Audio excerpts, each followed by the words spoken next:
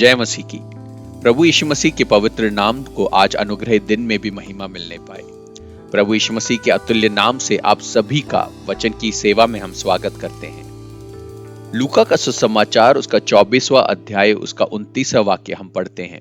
वहां लिखा है, परंतु उन्होंने यह कहकर उसे रोका कि हमारे साथ रहे, क्योंकि संध्या हो चली है और दिन अब बहुत ढल गया है। तब वे उनके साथ रहने के लिए भीतर गया। वचन का ये भाग वही है जो हमने कल भी मनन करा था, जहां पर क्लेओपास और उसकी पत्नी का विषय था। हमारे आज के मनन का विषय है सही जिद करने वाले बने। क्लियोपास अपने गांव अमूमास को छोड़कर यरूशलेम में यीशु के पीछे चला और यीशु के साथ उनके पुनरुत्थान के दिन तक रहा। यीशु मसीह इजरायलियों को छुटकारा देगा, इस बड़ी आशा के कारण ही बहुत अनुयायी यीशु मसीह के साथ चलते थे। उनमें से एक व्यक्ति था क्लेओपास। लेकिन यीशु मसीह के मृत्यु के बाद उनकी आशा जाती रही और उन्होंने सोचा कि अब हम अपने गांव वापस चले जाते हैं। ऐसे ही अपने गांव की वापसी यात्रा में वो बहस कर रहे थे, तब यीशु मसीह पुनरुत्थान के बाद उनके साथ यात्रा में हो लिए। वो यीशु मसीह को पहचान नहीं पाए क्योंकि उनकी आत्मिक आंखें बंद हो चुकी थी। यीशु मसीह उनकी शंका को दूर करने के लिए मसीह के बारे में, अपने बारे में निरंतर यात्रा भर उन्हें सिखाते रहे। उनके हृदय में जो यीशु मसीह को लेकर शक था वो सब चला गया।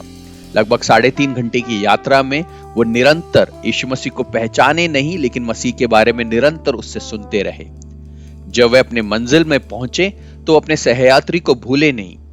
वो अभी भी पहचान नहीं पाए कि उनके साथ यात्रा करने वाला व्यक्ति स्वयं यीशु मसीह है, लेकिन फिर भी रात हो जाने के कारण उनके साथ यात्रा किए हुए साथी को वो अकेले जाने नहीं देना चाहते थे और वो जिद करके कहने लगे, रात हो गई है, आप हमारे साथ ही रुक जाइए।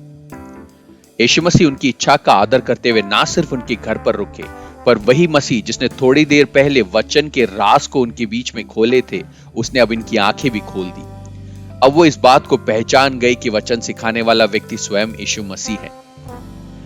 प्रियो, हमेशा जिद करना अच्छा नहीं, परंतु कुछ बातों पे निरंतर जिद करना अच्छा है। प्रभु के वचन से अगर हम प्रेरितों की किताब उसके 16वें अध्याय उसका 25वां वाक्य देखें तो वहां लुदिया नामक एक व्यवसायी स्त्री के बारे में बताया गया है। उसने यीशु मसीह को अपना उद्धारकर्ता स्वीकार कर लिया और उसने और उसके परिवार ने बपतिस्मा ले लिया। हम देखते हैं कि प्रभु के वचन को बांटने वाले पौलुस और शीला से वो जिद करती है कि हे प्रभु भक्त, हमारे साथ वास कर। इसी तरह दूसरे राजाओं की किताब 4 अध्याय उसके 8वें वाक्य को अगर हम मनन करें तो एलीशा भविष्यवक्ता शूनेम नामक स्थान पर पहुंचता है। वहां पर एक धनवान स्त्री एलीशा को अपने घर में भोजन के लिए बुलाती है, उसे जिद करती है।